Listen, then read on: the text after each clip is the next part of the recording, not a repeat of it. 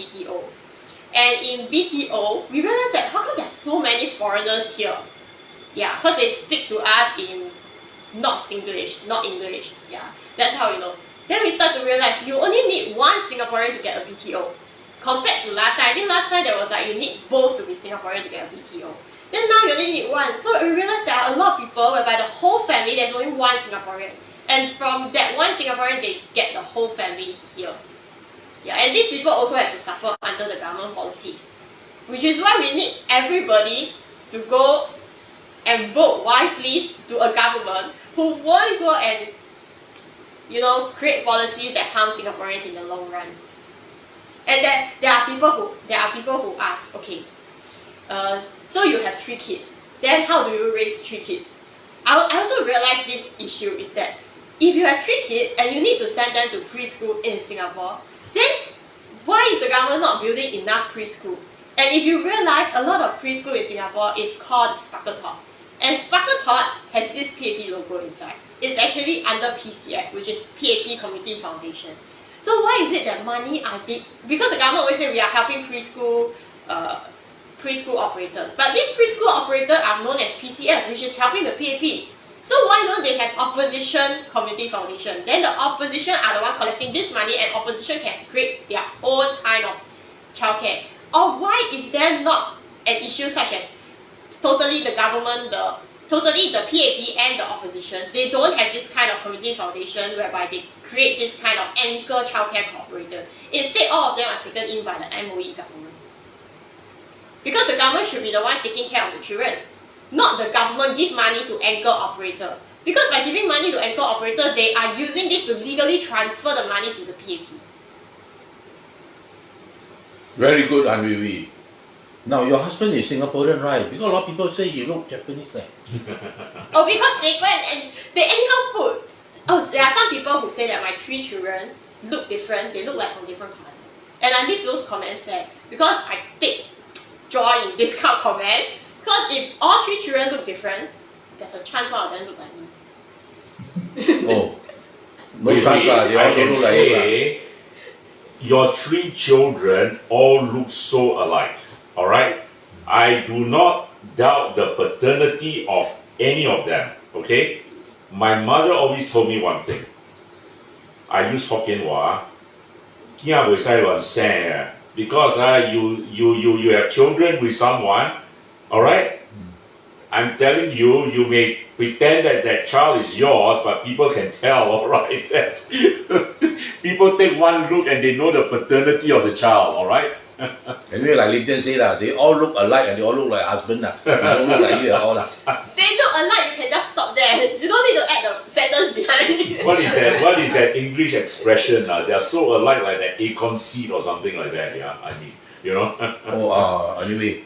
Okay, Han Hui Hui, I understand that about 10 years ago, you were the first and the last Singaporean to be threatened by a government agency to be sued for defamation. Can you tell us something about that? So I was a student blogger back then. And then I was just complaining about the whole system. Why must I study? And not only that. So my class, because I'm under the language elective program, so all my classmates, in fact in my entire class that I wrote inside my blog, there is only one person who is a Singaporean who is born in Singapore in my entire class. Did you just say the whole class you were only Singaporean? Yeah. So I blogged about it. What was the name of your school? It has merged with Pioneer JC. Oh, that one closed down. Okay. Jurong Pioneer JC now. So that was how my blog started. Because I felt it was very unfair. It's like my whole class, everybody is older than me. And I feel like that puts me in a disadvantage. Yeah, because when they come, they are like 2 years, 3 years, there are some even 5 years older than me. Then like, you're half a decade older than me. If I have 5 years head start, then I would have done so many things differently already.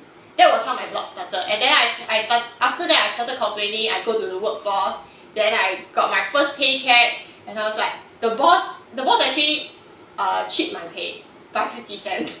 So I was supposed to get $5.50 per hour in my first job. but the boss only gave me $5, saying that, oh, you don't have a full-time contract. Then I'm like, yeah, because when we sign up, it's part-time, you say $550. Yeah. Then I was like, okay. So I felt unhappy and then I write my blog. And then never mind, when I get my paycheck, you need to do that compulsory donation. Yeah. So I do the compulsory donation, I was like, huh? Another 50 cents, $1 gone? Then after that, I was like, okay, never mind. Then I continued calculating, how come it's still lesser? Oh, because I must give to CPF. Then I also complained about it on my blog. I was like, then I started counting, okay, if I'm going to continue working like this, then how long am I going to take to get my first house? Then I started, okay, this doesn't work. I cannot continue working like this. Yeah, so in order to fulfill my dream of getting a house at 21 and then have my 4 kids by 30 years old, I need a different kind of financial scheme. Yeah, financial planning for myself. So that was how I tried to, protect my children. Yeah. And I wrote inside my book that it was not easy for me to get pregnant. Because in Singapore, there is a very high level of stress. So a lot of people suffer from infertility issues in Singapore. And a lot of people, after they give birth to their first child, because of how the hospital, all this do all kinds of weird things to you when you're giving birth. Yeah, like for example, when I was giving birth, they tried to operate and cut on me. When I was giving birth naturally, everything was natural. But they just want to come and insert weird medicine and then try and cut me, everything. And I was like, no such things to my body. Yeah. So because of this kind of injury that happened to mothers in Singapore, a lot of them also cannot give birth later on. Yeah. And if you go to KK Hospital, there's a very big banner over there which is about fibroids. A lot of women in Singapore have this issue, so some of them have to remove their entire womb. And all this kind of health issue comes in because they have stress problems. So when I first tried out to have kids with my husband, we didn't succeed. So our BTO is not the first attempt. We actually failed. Yeah, before we get our final house. And when we tried to have kids, we also didn't succeed immediately. We actually failed. Then after that, we managed to get pregnant. Then when we got pregnant, we were like, okay, just because we can get pregnant doesn't mean you can carry the baby to full term. Because there are a lot of miscarriages in Singapore as well. So these are all the issues that we are very scared of. So Han Hui Hui, from what you have just told us, you were already fighting for justice when you were a teenager. Is that why you named your first son Justice? Yes. Okay. And another thing is because I know it's very hard to find justice in Singapore. So maybe I can try to keep justice by my side. But now that I have 3 kids, right? Then I'm very scared, because a lot of people say I'm not Lee Kuan Yew, and I'm like, okay, better hope I'm not Lee Kuan Yew. Because you see Lee Kuan Yew's 3 children like this, you want to come out of the grave also cannot, I will be very sad if my children end up like Lee Kuan Yew's children. Okay, so at the end of the day, about 10 years ago, when you were maybe 21 or so, a government agency threatened to sue you for defamation.